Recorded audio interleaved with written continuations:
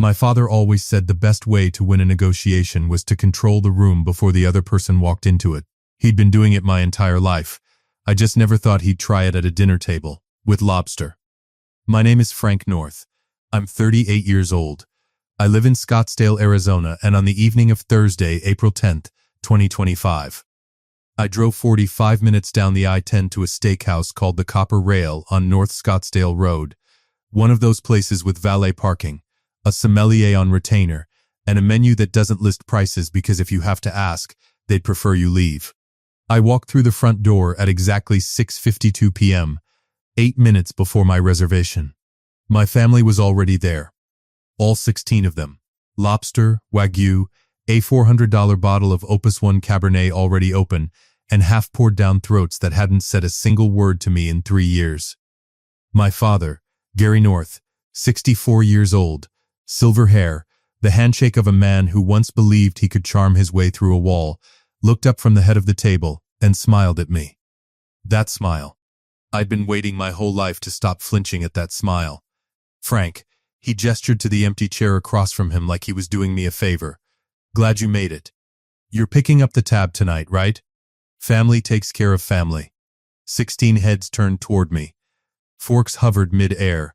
My Aunt Renee, who I hadn't spoken to since my cousin Danny's wedding in 2022, had a lobster tail halfway to her mouth and the audacity to look curious about my answer. I didn't say a word. I sat down.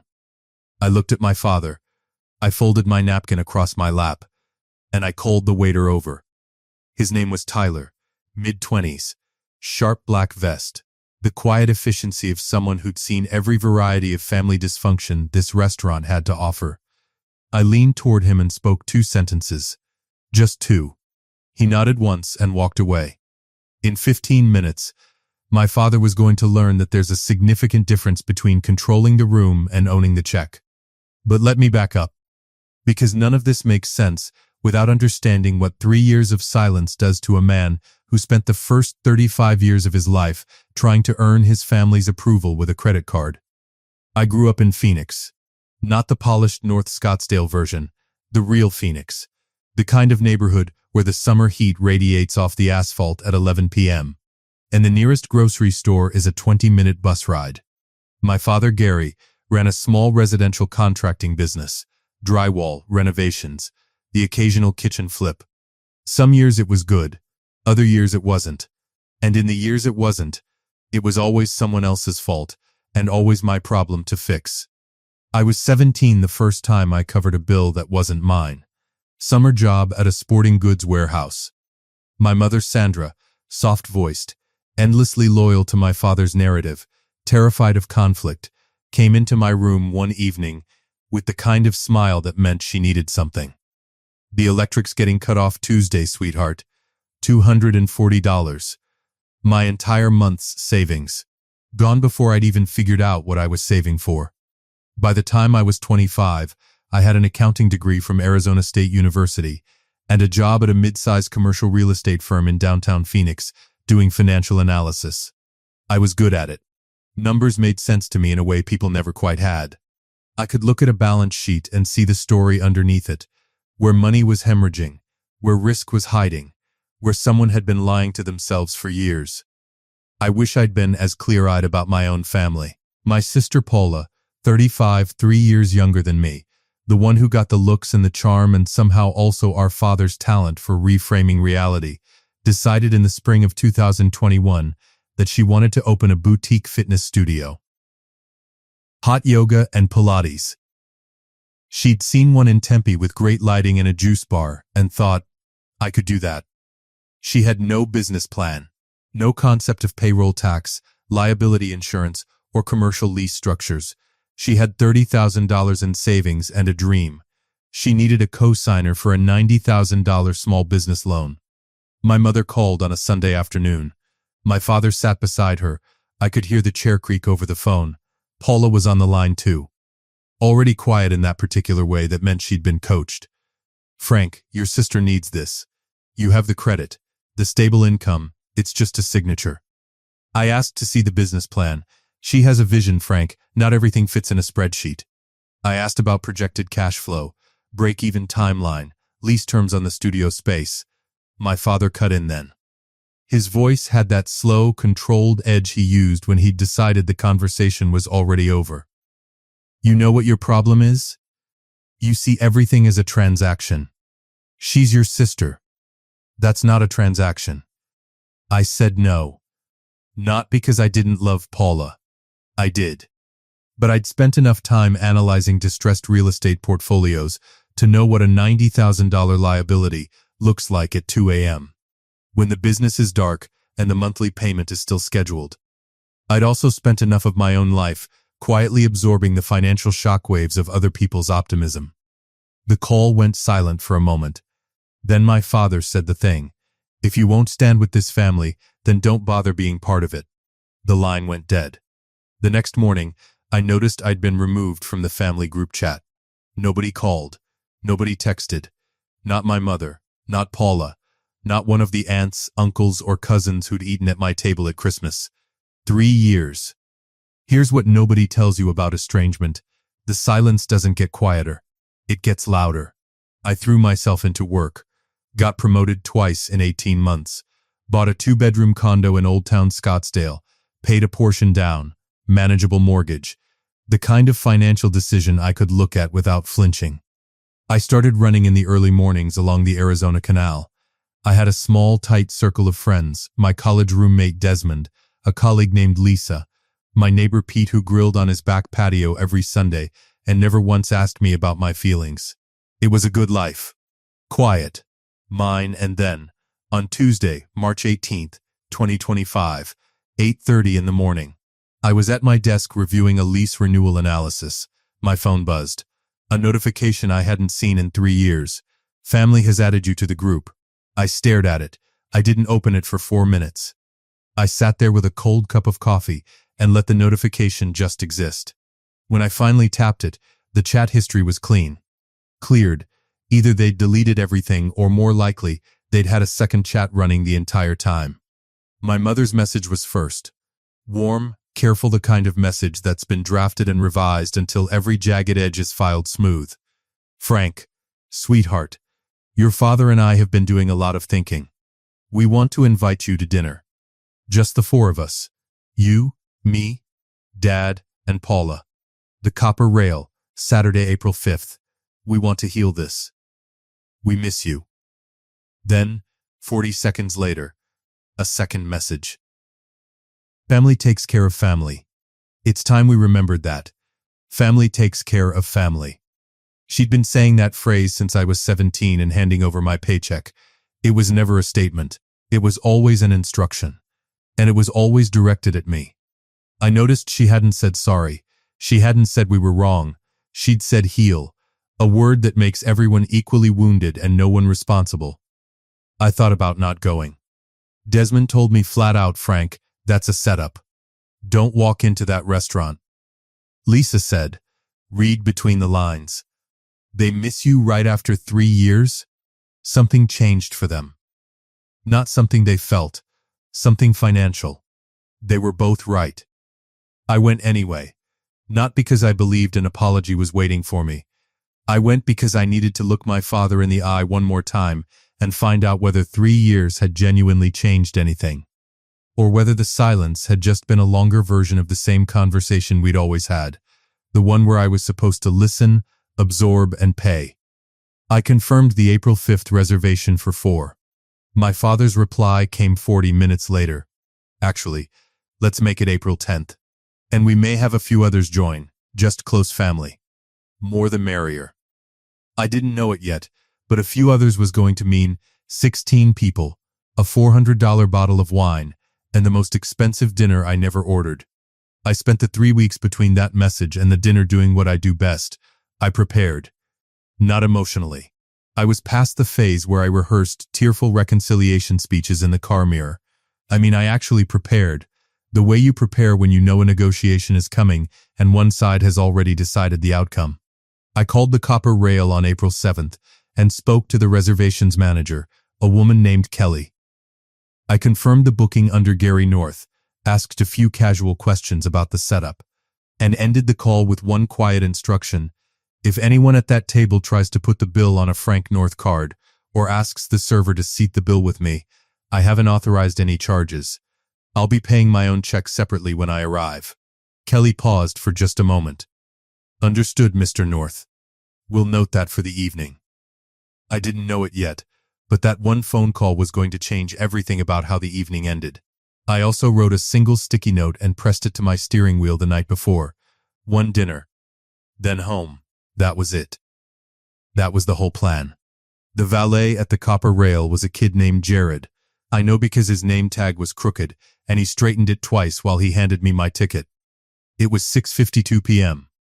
The sun was still burning orange behind the McDowell Mountains to the east, and the warm April air smelled like grilled mesquite and expensive cologne. Phoenix evenings in April are the best thing about living in the desert. Everything else is just heat and endurance. I heard them before I saw them. The copper rail has a main dining room with high ceilings, dark wood panels, and light fixtures that look like they cost more than my first car.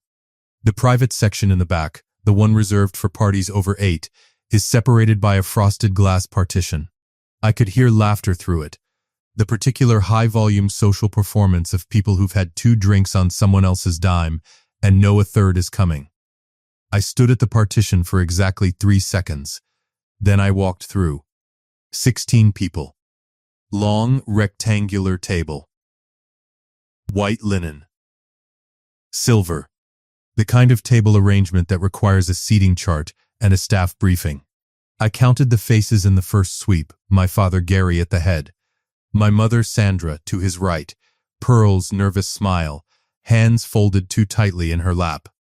Paula next to her, already mid-sentence about something to our cousin Jenny. Uncle Ron, my father's brother, booming laugh, red face, the kind of man who fills every room he enters with noise. Aunt Renee beside him. Danny, Ron and Renee's son, who'd texted me happy birthday exactly once in 3 years and clearly hadn't felt the weight of the irony.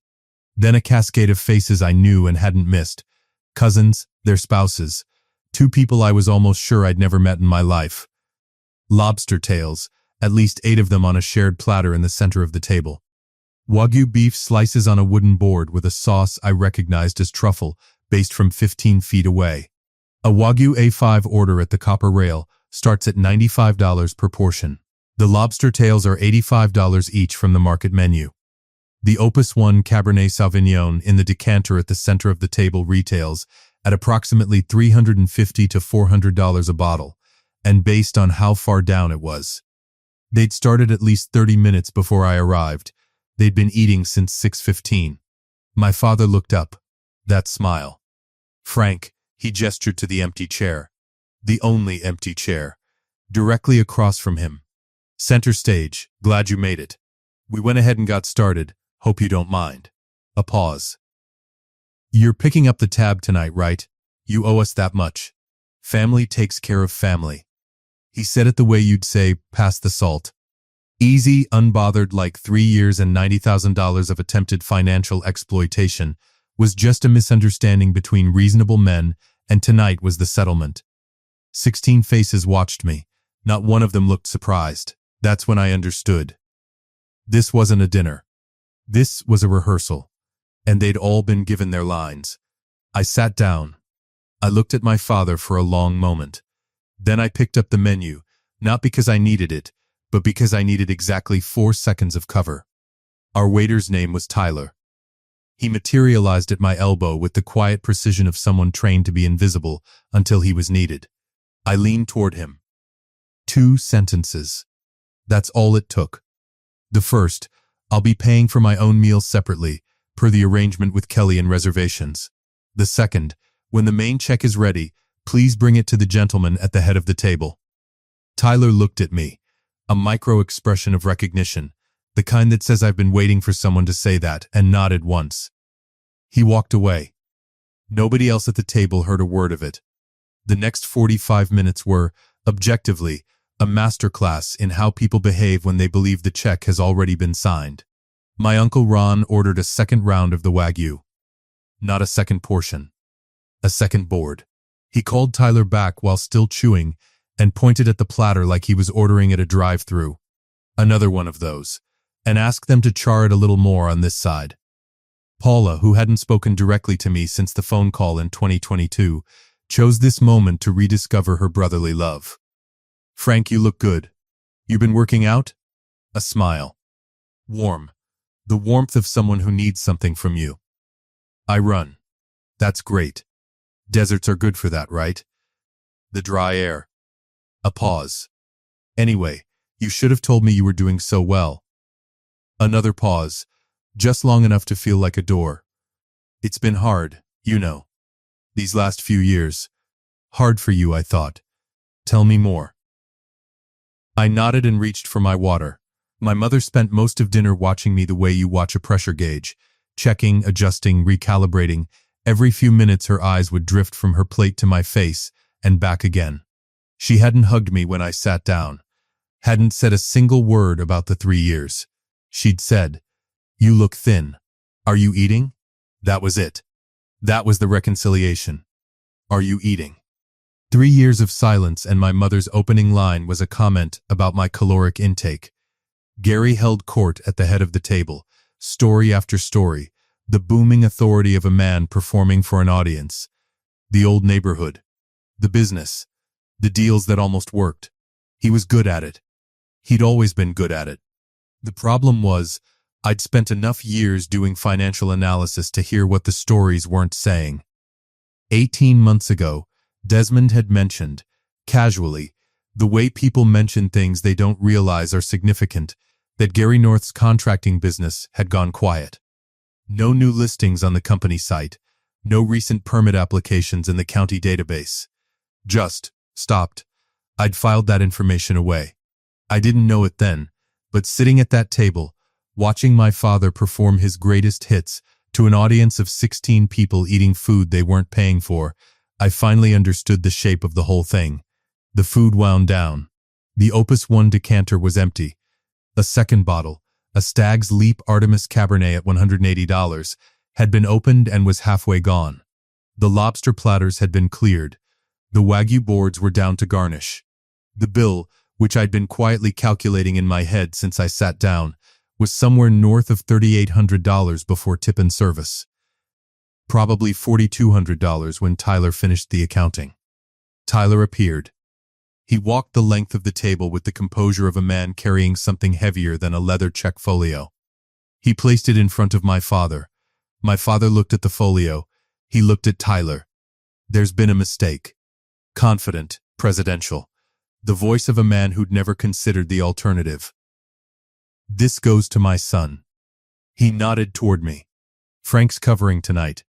Tyler didn't blink. I understand, sir, however, we received a prior instruction from the gentleman that he'd be settling his own meals separately. Your bill covers the rest of the table. The gentleman's receipt has already been closed. My father's face did something I'd never seen it do before. It went still. Not angry. Not confused. Just still, like a man who's just stepped onto a bridge and heard it creak in a way he didn't expect. Run it again, he said. Tyler nodded and disappeared. The table had gone quiet. Ron's second Wagyu board sat forgotten. Paula's hand was around her wine glass, but she wasn't drinking. My mother's napkin was twisted in her lap. Nobody was looking at the centerpiece anymore. Tyler returned in 4 minutes. He leaned toward my father with the practiced discretion of a professional who understood that what he was about to say was going to land like a stone on still water. I'm sorry, sir. The card was declined. Would you like to try another? Gary reached into his wallet without visible panic, the practiced calm of a man who'd been in tight spots before and believed the next card was always the exit. He handed Tyler a second card. Tyler returned. I'm sorry, sir, that one as well. A third card, from behind the driver's license, the last bullet in the chamber reached that told me everything I'd suspected for the last 6 months. Tyler came back a third time. He didn't speak immediately. He stood beside my father's chair and let the silence do it. My father looked at the tablecloth. Then he looked at me. Not with anger, not yet. With something rawer than anger, the expression of a man who has just been stripped of his performance, in front of every person whose opinion he'd spent 64 years managing. Diana, he started, then caught himself. He'd meant to say my name. Frank. Frank. His voice was lower now. Something had gone out of it. What did you do? Nothing, Dad. Your card was declined. That's between you and your bank. You were supposed to. He stopped. But the sentence was already there, visible to everyone at the table. You were supposed to pay. My mother's crying started then. Not quietly. Sandra North had never cried quietly in her life. It was always a full orchestral production, the kind designed to redirect the room's sympathy and dissolve accountability in a wave of maternal distress. Frank. Her voice broke. After everything, after all we've done, how could you sit there and… What did you do for me, Mom? My voice was level. I didn't raise it. I didn't lean forward. I stayed in my chair with both hands around my water glass. In the last 3 years. Tell me, in front of everyone here. What did you do for me? The table went very quiet. It is a particular kind of silence when 16 people who all agreed on the same story suddenly realize the story has a version they didn't account for. You can almost hear the recalibration happening in real time. Paula was first to find her voice. She slammed a palm flat on the linen. Silverware jumped. This is so typical, Frank. You always have to make it about you. We came here to fix things, and you're… Fix what, Paula? I turned to look at her directly. What exactly are we fixing? Because from where I'm sitting, you called me back after 3 years, not to apologize, but to seat me at a table with a $4,000 tab and smile while you waited for me to reach for my card. That's not reconciliation. That's a billing strategy.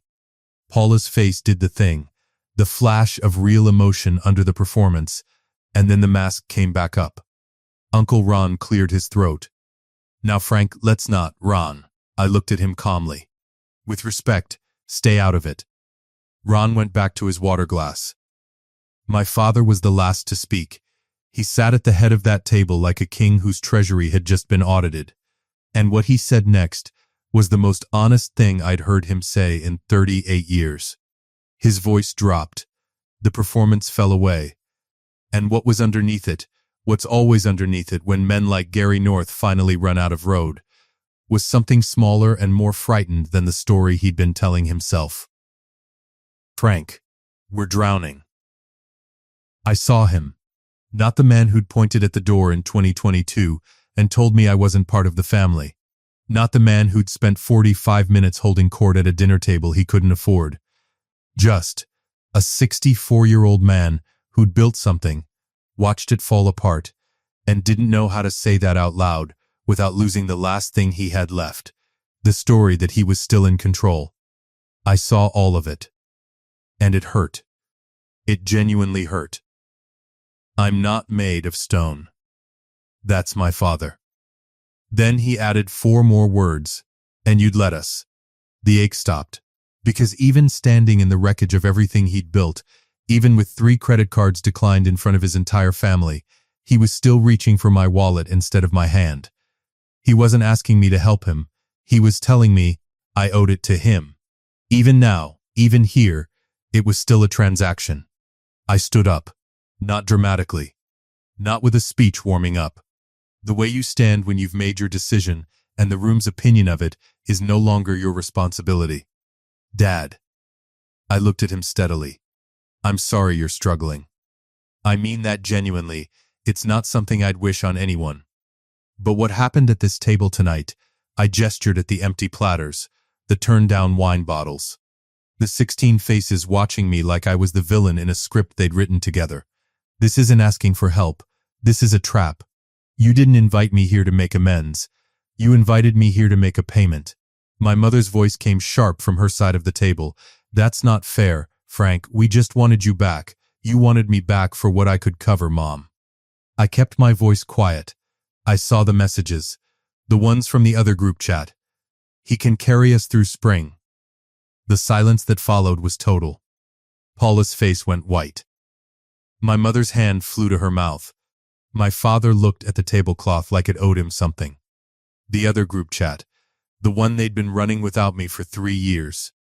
The one Desmond had seen a screenshot of and forwarded to me without comment 11 days before the dinner. He can carry us through spring. 6 words from my father to the family group. Planning not a reconciliation, a refinancing. Of me. I looked around the table one more time. If you need real help, not this. Real help. I will sit down with you and a financial counselor and we will make a plan. No audience, no lobster, no theater, but I will not pay this bill. I didn't order it. I wasn't informed about it. And I don't owe it to you. A pause. I don't owe you. I never did. Nobody spoke. I picked up my jacket. I looked at my mother for the last time that evening. You always told me family takes care of family. I just want to know, when was it going to be my turn? I walked toward the door, past the busser clearing the Wagyu board, past the hostess who caught my eye and looked away quickly, the way people do when they've overheard something they weren't supposed to. Past the heavy oak doors and through the brass-handled entrance and out into the warm April night. The McDowell Mountains to the east were black against a dark blue sky. The valet lot smelled like mesquite and exhaust. A couple was laughing near the entrance, dressed for a celebration, entirely unbothered by the quiet demolition that had just happened 30 feet away. Tyler caught me at the valet stand. He was holding a small leather folio, my check. Sparkling water. 1 side salad. $19 before tip. Mr. North. He handed it to me with a nod that carried more weight than most conversations I'd had all year. I signed it. Added 30%. Handed it back. Thank you, Tyler. You handled that with a lot of class. He gave a small, real smile, not the professional version. Have a good evening, sir. I got my keys from Jared, whose name tag was still slightly crooked. I sat in my car with the engine off and the window down for approximately 90 seconds. The sticky note on my steering wheel, one dinner. Then home. I pulled my phone out of my jacket pocket. The family group chat was already flooding, a cascade of all caps and accusations, from people who'd been silent for 3 years and had suddenly found their voices now that the check was theirs to carry. Mom, Paula, Aunt Renee, Danny, cousins I hadn't spoken to since before the estrangement, now typing furiously on behalf of a bill they'd happily helped run up. I scrolled to the bottom without reading any of it. I tapped Leave Group. Frank North has left the chat. I started the engine. I drove home up the I-10 in the kind of silence that doesn't press down on you, the kind that just sits there, comfortable and clean, like a room you've finally learned to stop filling with other people's noise. The aftermath was quieter than I expected, and quieter than they deserved. Nobody called that night. Nobody the next day. By day 3, I'd stopped checking. A week later, my cousin Jenny, quiet, steady Jenny who'd sat at the far end of the table and hadn't said a single word the entire evening, reached out privately. Frank, I'm sorry. I didn't know what it was until we got there. And then, I didn't say anything, and I should have. I'm sorry. Jenny was the only apology I received. Through other channels, Desmond, and eventually Jenny herself, I learned the rest in pieces over the following months, the way you learn things about people when you're no longer in the room they perform in. My father's contracting business had folded in October 2023, 18 months before the dinner. 2 commercial renovation projects had gone sideways simultaneously, cost overruns on one, a client dispute and contract termination on the other. He'd been operating on personal credit lines and a home equity loan ever since. By April 2025, the equity line was maxed. The house in North Phoenix went on the market in June. They moved to a rental in Chandler in August, smaller 30 minutes south, the kind of neighborhood my father would have once considered beneath him. Paula never opened the fitness studio. The business loan fell through without a co-signer, and she took a management position at a medical supply company. She texted me 6 weeks after the dinner, not to apologize, but to ask if I could cover 2 months of her car payment while she sorted things out. I replied with the name and number of a certified financial counselor in Tempe who offers sliding scale fees. She didn't respond. I did call my father. 6 weeks after the dinner, exactly as I'd said I would. I offered to sit with him and a financial counselor. No strings, no theater, just a real conversation about options. He picked up on the second ring. I got through 2 sentences. He hung up. The offer still stands. It will stand for as long as I'm capable of making it, not because I owe it to him, because I know the difference between what people deserve and what they need. And sometimes, even when they've used you up and called it love, you can still choose to be the person who leaves the door open. I just won't be paying for the dinner anymore. The most expensive habit I ever had wasn't the sparkling water I order when I eat out, the little indulgence my colleagues used to tease me about. It was the belief that I could buy my family's love with enough patience and enough money and enough of me. That belief cost me 38 years. The night I stopped paying for it was the cheapest dinner I've ever had. $19. One side salad, one glass of sparkling water, and the first meal in my adult life where I left the table without owing anyone anything. If you've ever been the family bank, the one who absorbs and covers and smooths and pays, hear me. Helping is a choice. It is not a debt. And the people who treat your generosity like a line of credit they're entitled to draw on will never, ever tell you when the account is overdrawn. A boundary doesn't have to be loud to be unbreakable.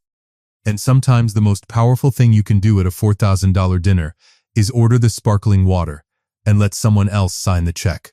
If you liked this story, join our community by hitting that like button and subscribing for more family-centered accounts like this.